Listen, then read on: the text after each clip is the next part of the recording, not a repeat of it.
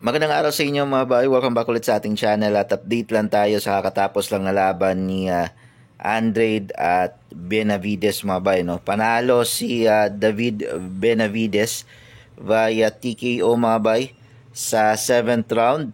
So actually nag-give up na after ng 7th round si Andrade mga bay. No?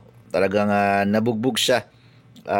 Mga simula nung pagka-knockdown niya sa 4th quarter, 4th hanggang 7th round, talagang doon na lumabas yung diferensya ng laki at lakas ng suntok ni David Benavides kontra dito kay Demetrius Andrade mga bay, no? Actually maganda yung pinakita ni Andrade sa first 3 rounds mga bay, no?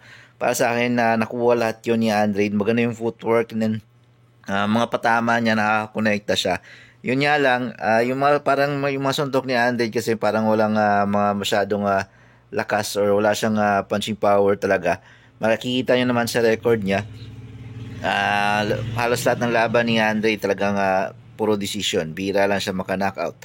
And maganda sana yung pinakita niya. Yun nga lang nung nasimula na siyang tirahin sa bodega ni Benavides, doon na talaga parang magang nawala ng hangin, mga round 3. Ganon, parang medyo kapos na yung stamina ni Andrade. And samahan mo pa ng lakas at bigat ng suntok ni Benavides, talagang hindi na nakayanan at natumba nga itong si Andrade at simula noon talagang bubugsirado na siya. Kitang-kita na hindi niya kaya yung mga suntok ni Benavides. Ang laki talaga ni Benavides kumpara dito kay Demetrius Andrade mga bay. So abangan natin mga bay kung sino yung susunod na mga kalaban ni Benavides. Matagal na nga niyang sinasabi na gusto niyang hamunin or labanan si Canelo. Tingnan natin yung matutuloy na ba yan sa susunod na taon. So, yun lang mga bay. Maraming salamat sa panonood.